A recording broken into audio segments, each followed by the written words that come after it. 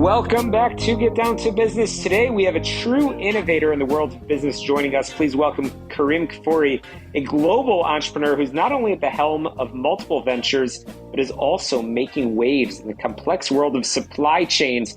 Kerim, your book, Supply Chain Ups and Downs, it offers a fascinating look into this critical aspect of business. So excited to have you on the program. Thanks so much for joining us. Thank you so much for having me. I truly appreciate it, and great program, and happy to be with you. Absolutely. Kerim, you've built a successful career building and leading various ventures. What sparked your initial interest in entrepreneurship, and what drives your passion for innovation?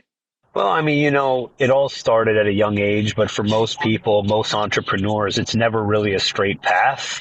We try a lot of different things. We take sort of a shotgun approach, and that was the way it was for me from a very young age. I basically started, doing things to make a little money on the side, selling blueberries and T-shirts and, things when you're a kid. And then you then move on from there and you start doing other entrepreneurial activities. Ultimately, I got into the realm of consulting and in the finance space, specifically the regulatory side of the finance space.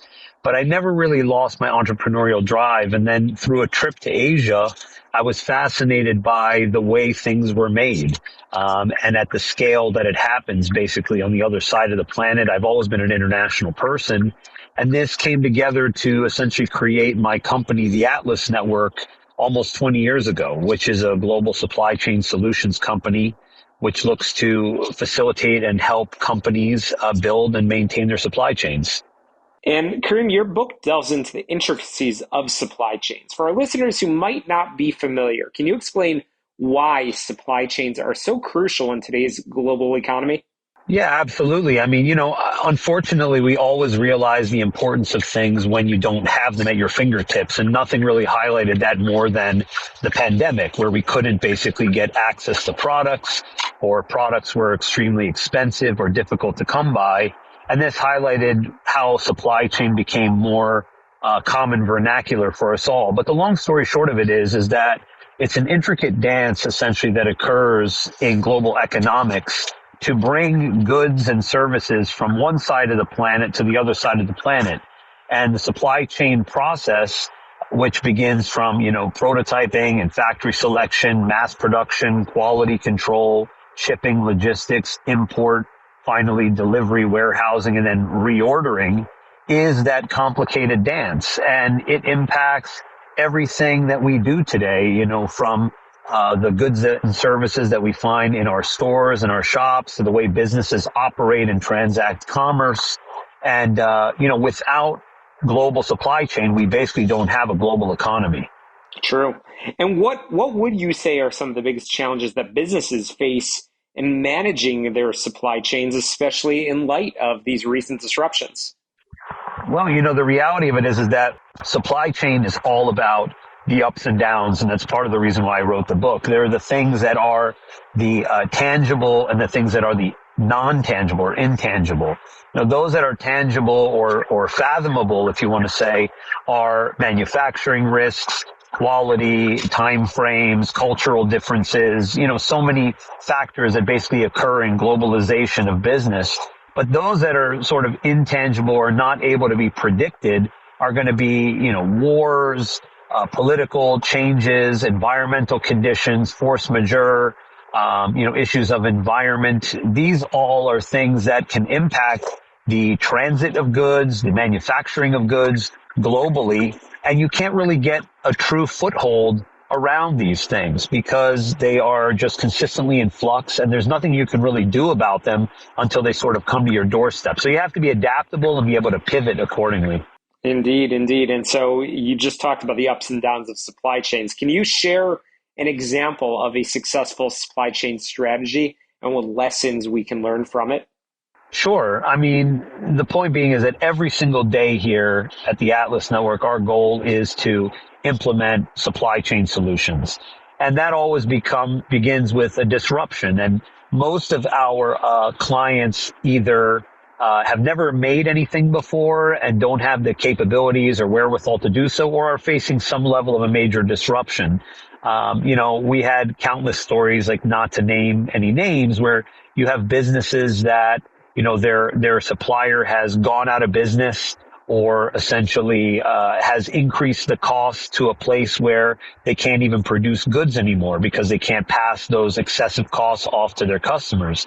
In those situations, and that happens pretty much every day, every week for us, we're looking to find new suppliers, test out, prototype, make sure that they have resilient supply chains, manufacture appropriately, and really transition over within a short period of time from what may have been a long established supply chain to a brand new one, and within a very short order form. So, this happens for us for, every single day for our customers. And before we have to cut to a break, I do want to talk just very briefly about sustainability, which is becoming increasingly important in supply chain management. How can businesses incorporate sustainable practices into their operations, and what benefits can they expect? Well, the benefits that can be expected, obviously, we talk about the benefits to the planet, which is, very, very important, within our global economy to save the planet. But outside of that, I mean, the true benefits can be from a profitability standpoint. I'll give you a perfect example with regards to things such as right sizing and cubing, where folks will essentially put the right size products in the right size boxes. And in doing so, reduce wastage, reduce dunnage. And in doing this, obviously save themselves a significant amount of dollars and costs from the shipping standpoint. And this is a sustainability practice, of course. Well, Kerim, let's leave it there for the moment. We're going to continue our conversation with Kerim Kfuri when we return on Get Down to Business in just a moment. Don't touch that dial.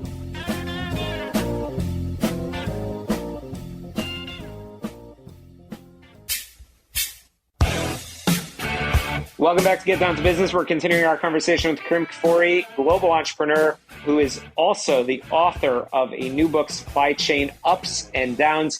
Kerim, certainly appreciate your time and your expertise up until this point. We know that technology is rapidly transforming, frankly, every single industry, but also supply chains.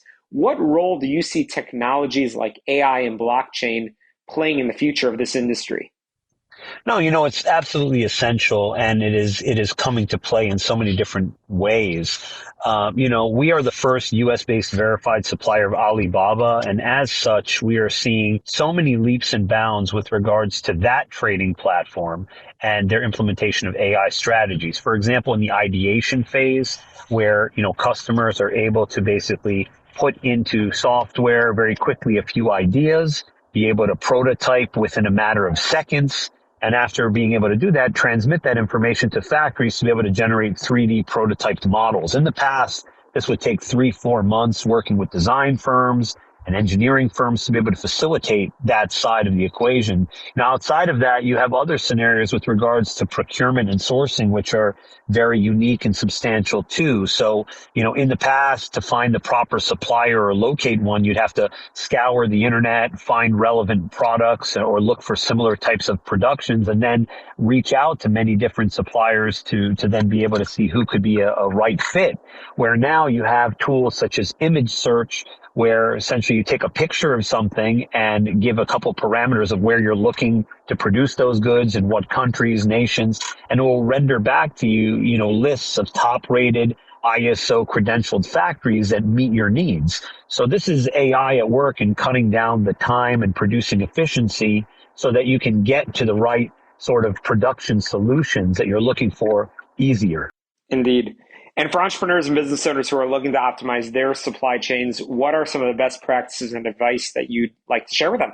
Well, you have to basically be ready to adapt, be ready to pivot. You need to ensure that you have a go-forward plan that allows you to be really disruption-proof. So what do I mean by that? In some cases, that may be with regards to your inventory. So instead of buying for the next month or the next quarter, maybe you buy for 2 quarters, assuming that you have a grasp on what your sales cycles look like and so forth, so that if you happen to have any delays or if you happen to have any kinds of disruptions, which you should always plan for in global supply chain, you aren't left high and dry without any products or goods to sell.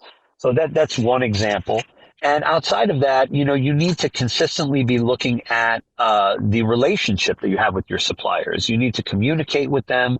You need to ensure that they are not having any kind of monumental changes with regards to their materials or their time frames or the way that they're doing their business with you, especially if you have a lot of reliance upon them. And then as a third point, I would say that in global supply chain, you always need to have backup plans. This is very important because just in case your supplier may, just may fall off or not be able to produce for you, doesn't mean that you should go out of business. It means that you need to effectively work with potentially suppliers B, C, D, E, and F as other alternatives. So having alternatives and backups is also very critical. All right, Kerim, that was fantastic. Really enjoyed our conversation and appreciate your time and expertise. I know our listeners will absolutely want to get a copy of your book, Supply Chain Ups and Downs, and get in touch with you. Kerim Kfuri, how can we reach you? Yeah, I mean, it's really easy as far as the book is concerned. It would basically be at supplychainupsanddowns.com or on Amazon for Kerim Kfuri, Supply Chain Ups and Downs. And my main website is kerimkfuri.com, which is basically my first name and my last name. For any global supply chain solutions, it would be at theatlasnetwork.com, which is theatlasnetwork.com. And outside of that, I'm on all the different social media platforms, LinkedIn and Facebook, YouTube, all that kind of fun stuff. Good deal. Can't wait to have you back on, Kerim Kfuri. Thank you so much. We'll link in our show notes to make sure our listeners can find the book. But that's a wrap for us this week on Get Down to Business. You could always find our podcast on your favorite podcast app. Just search for Get Down to Business. Subscribe, rate, review, and share. Get in touch with me at syklein.com. To success, let's get down to business. We'll see you next week.